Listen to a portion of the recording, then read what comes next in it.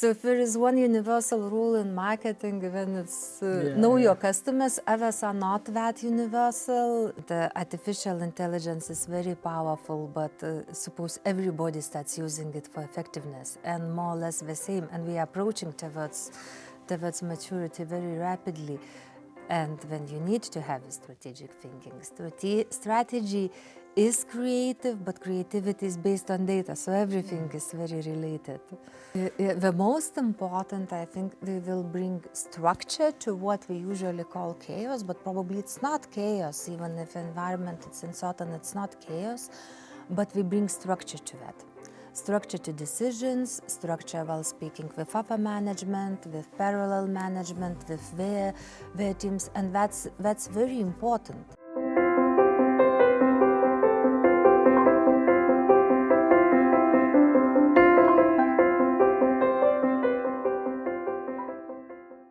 So hello and welcome to our FEBA podcast studio. Today we are speaking with Associate Professor Indrė Pikturnienė, head of the strategic marketing module in the upcoming MBA Business Development program at our faculty.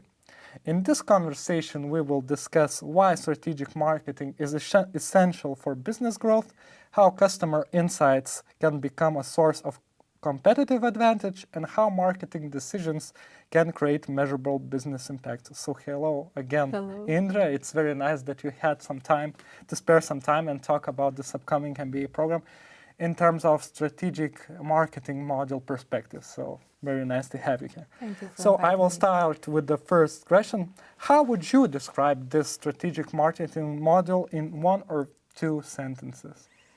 It is marketing role empowerment from strategy to tactical alignment. And the reason why we go from bottom only probably to the middle of the pyramid is that we often see that strategy looks very nice on the paper, but if it is not aligned with tactics, then it doesn't work. Further, we have operational jobs to do. So in this module, we don't cover this part, operational part, but we step into the questions how strategy should be aligned with tactical decisions. To my mind, it's very important. Many business leaders or people from businesses in general, they still see marketing as ads, social media, or communication. What do they miss when they think about marketing tool? What they don't get it usually? I think first of all, we miss growth opportunities because marketing, classical strategic marketing should be related to value creation, to finding new markets, to penetrating the old ones, finding new ways, let's say, to get revenue.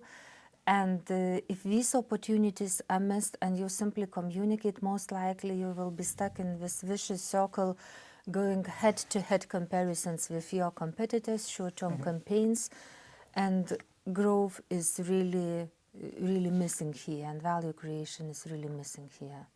In this particular module, marketing is presented as a long-term business development tool rather than a cost line. What does that mean in practice?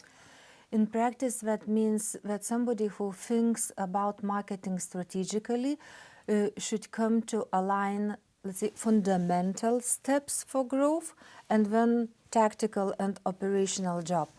And in marketing, especially if you take company, let's say, which is stuck somewhere, or a small company which just starts its journey and has to grow, it is quite common that some effects are lagging.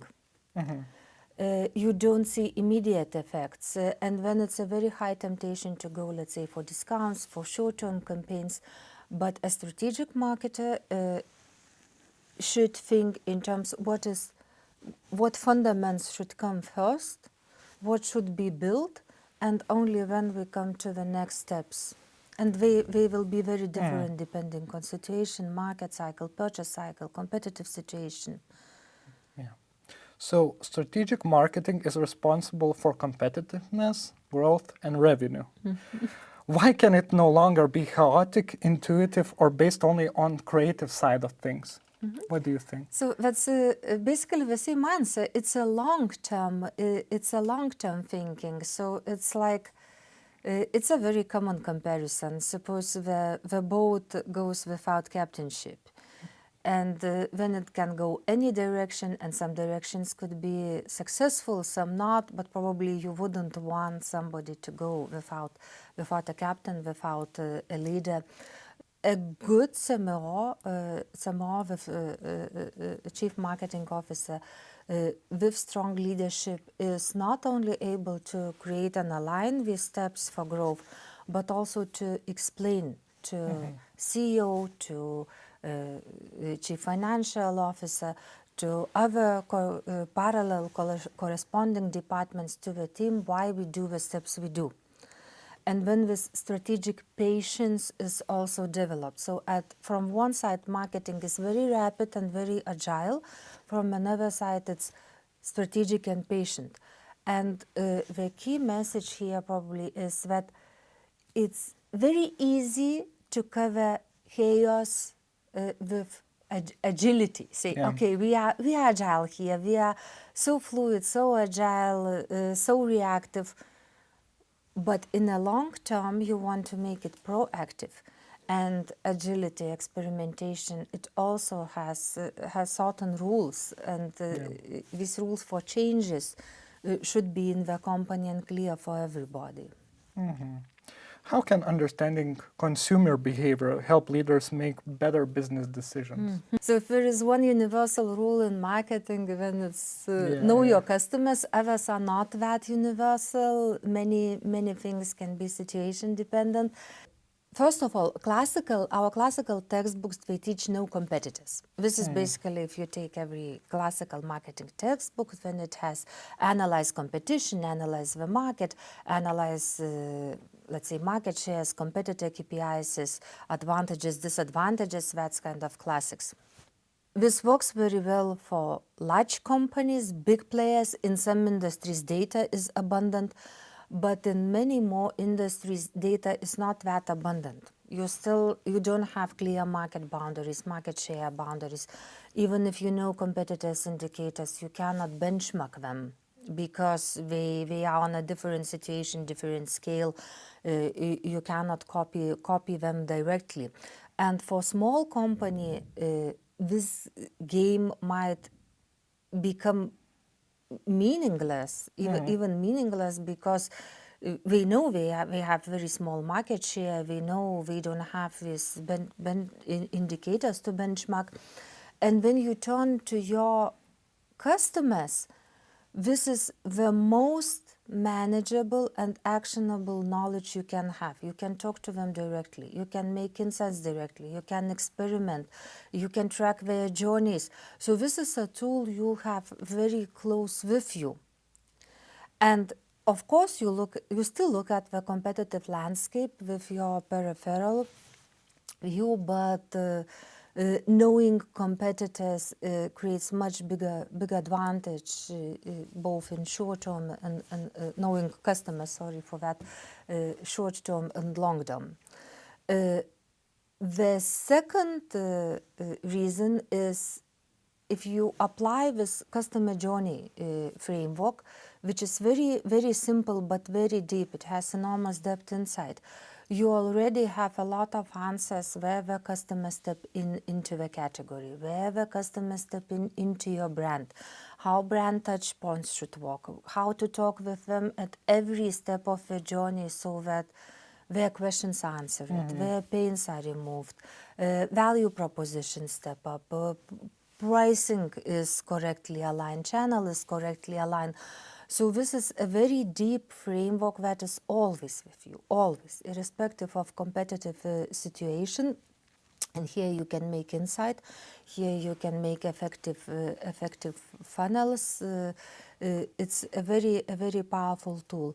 And probably the third is that if you look at a lot of mistakes, even big brands, very rich brands, very capable brands do, the common denominator is quite often that they are looking at competitors, at market trends, but not looking at their customers.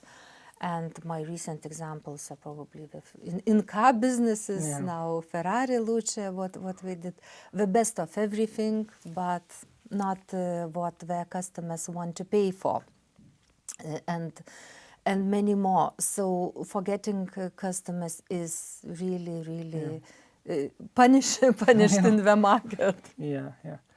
I have also like question in more of a creative side, obviously. In today's environment of social media, plenty of data, artificial intelligence, what is becoming more important? The creativity side, analytics, or chance to see more strategically, strategic thinking? What do you think? But you know the answer, right?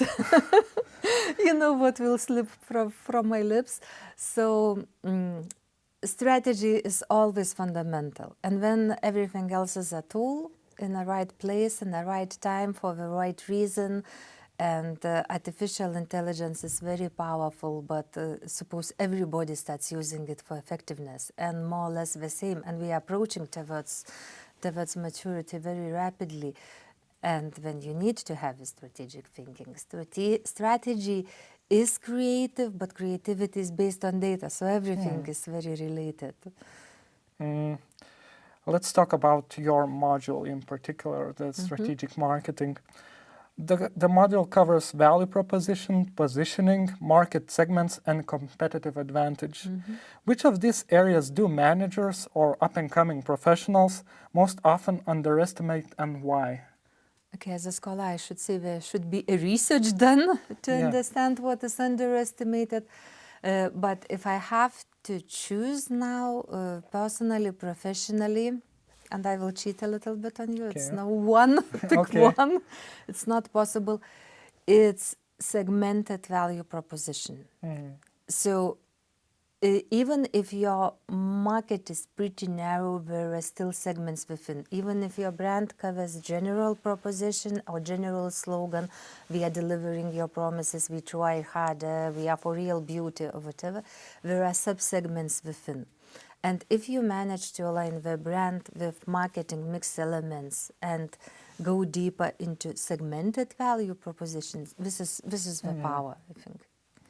The module includes simulation, practical business case analysis, and the International Immersion Week in Vienna University of Economics and Business. How does those experiences help students move from marketing theory to real business decisions? Okay, we did a lot to help them to make better decisions. Strategic simulation is heavily based on data, and there are many steps and iterations to make decisions. So students can literally see how marketing is first data analysis, and then it's trade-off. It's trade-off. Investment, price, advertising budget, brand, channel penetration, and we have to make these trade-offs and to see the results and then make new decisions. So it's not so that some decisions are irrevocable. You're basically dead on early stages. There are ways to go out, and this is what we practice. But we also practice to see long term and to make steps sequentially. What is important on which stage?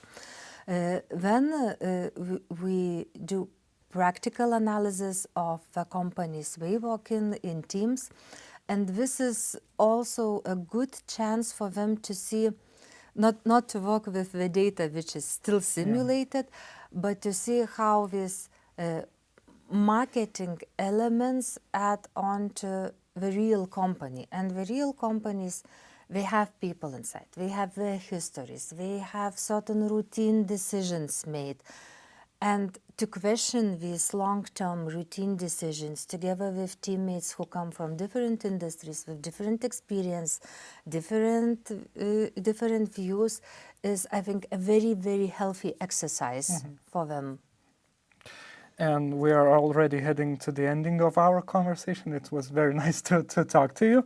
What should professionals, or in our case, the upcoming MBA program students, to be able to do differently after completing your module in particular? The most important, I think, we will bring structure to what we usually call chaos, but probably it's not chaos, even if environment it's uncertain, it's not chaos, but we bring structure to that. structure to decisions, structure while speaking with upper management, with parallel management, with their teams, and that's very important. Okay? So we teach marketing how we sell to the customers, how we market to the customers, but also your ideas, your decisions should be pitched internally and argued internally. So I think we bring this very strong framework how to do that. So thank you so much, Indra, for coming here, for sharing your insights, in-depth insights about the strategic marketing module. It's very nice that we are going to have this program, and in particular this module, we as a marketing people as well. So you can find more information about the MBA Business Development program, its modules and admission requirements in the webpage of FEBA. Also, you will find the link about the program in the video description below. So thank you, Indra, and see you next time. Thank you.